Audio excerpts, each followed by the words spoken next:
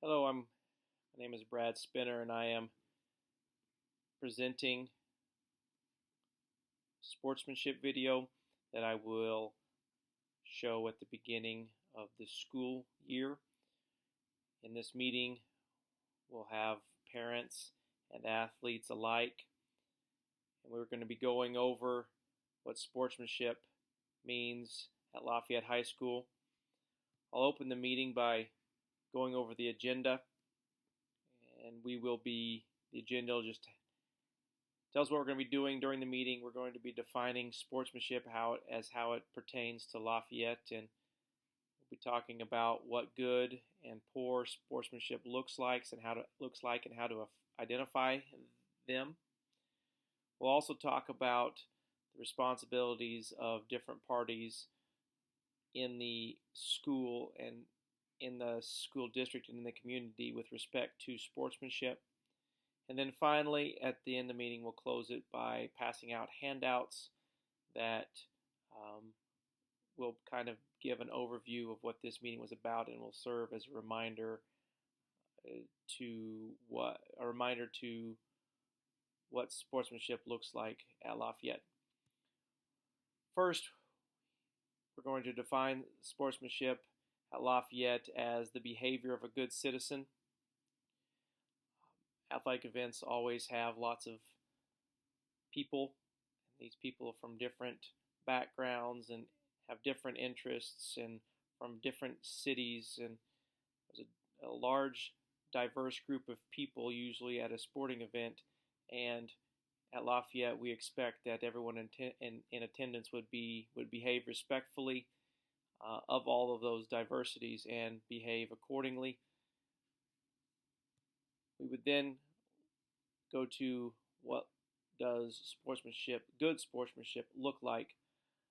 Kind of our idea behind that is that the very first thing that athletes learn as young athletes, the very first lesson that they're taught is sportsmanship. Now, as they get older, other lessons, valuable lessons are learned, such as perseverance, work ethic, and loyalty. But the very first lesson taught to young athletes is how to be a good sport. And that looked like back then, for young athletes, that was shaking hands and kneeling when someone got hurt, and then learning how to win and lose gracefully. But in high school, those things are built upon, and a little more is added to it to include stuff like fair play and having positive interactions with teammates and coaches, and having respect for not only the opponents that you're playing but also the game that you're playing. Some examples of what those things look like would be helping an opponent or a teammate off the ground when they've fallen, or retrieving a ball for the referees. Should it roll away, and that includes those in the stands. If a ball were ever fly in the stands, getting the ball back to the referee. Recognition of success and consolation in failure. There's no harm in recognizing someone for a good play, whether you're an opponent or whether you're a fan. A good play deserves recognition.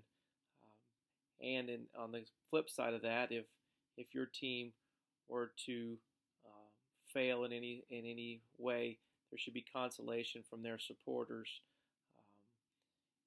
Another way that often gets overlooked in sportsmanship is giving 100% effort all the time. If you don't give 100% effort, that's in a way disrespectful to your opponents, and so therefore that's bad sportsmanship. So giving 100% effort is considered a good sportsmanship. Sometimes it's hard to, when you're out of the game or as an athlete, to be as supportive as you can, but good sportsmanship involves being supportive of your teammates and those who are involved in the action, even when you are not. We'll then go on and look at what does poor sportsmanship look like. We've all seen videos or examples of poor sportsmanship. It's very easy to identify poor sportsmanship in others, but sometimes can be difficult to see it in ourselves. And so being honest about our behavior goes a long way in identifying if we're being poor sports or not. Poor sportsmanship is often triggered by personal failure, either athlete's personal failure or a fan's team failing. Um, and sometimes, a lot of times, it manifests itself by when those involved lash out at others. And a lot of times, those targets, the target of the lashing out is the fans, the referees, the opponent, the other opponents, your other teammates and coaches. Um, and so, some examples of what that might look like is, of course, arguing with the referees. The referees are often the target of bad sportsmanship just because they are often seen as the reasons for failure. Fighting with teammates is another example of poor sportsmanship. Playing dirty, not respecting the game, and playing dirty is a way to, as an example of poor sportsmanship. Poor sportsmanship, not taking responsibility for our failures, making excuses, and bad body language are all examples of poor sportsmanship. Now, as far as sportsmanship goes, we all have, as stakeholders, have a responsibility to uphold a standard of sportsmanship. And the four stakeholders that I'm going to focus on would be the administration. The administration's job is to provide a positive example of sportsmanship. And if you'll notice that all four stakeholders that I chose to focus on, all four have the requirement or the responsibility is to provide a positive example of sportsmanship, because there's someone always watching us. And if we're good sportsmanship, people can learn from that and take that and use it in their own lives to be good sportsmen. But as far as administration goes, the responsibility also is to require good sportsmanship of everybody in attendance in the building or at the facility. And then if there are those who are not being good are not showing good sportsmanship, the administrator's job is to take appropriate action towards those who are showing that poor sportsmanship. Coaches, on top of providing a good example of sportsmanship, they also need to teach and require good sportsmanship from their players. And then also, if there are players that don't exhibit good sportsmanship, then the coach's job is to take an appropriate action towards that player. Athletes need to show a good example of sportsmanship to younger athletes, to younger kids, younger children looking on their behavior, and also they need to hold their teammates to a standard of good sportsmanship. Kind of self-regulate as far as sportsmanship goes. And then parents and spectators providing positive examples of good sportsmanship.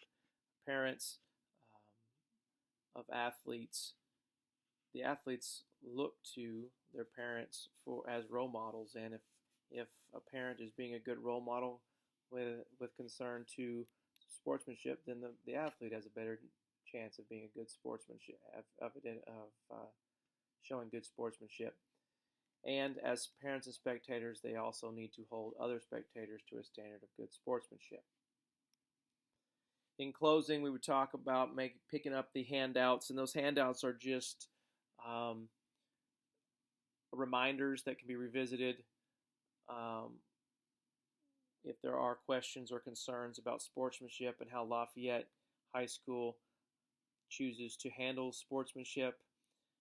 There are two of them. One of them is for the parents, specifically designed for the parents, and one is specifically designed for the athletes. And then we would close with thanking the parents and the athletes for their support and looking forward to seeing them in attendance and watching them play. And then at the end, provide a contact information if athletes or parents had any questions. And this would be what I would show at the beginning of the school year to parents and athletes. Thank you very much.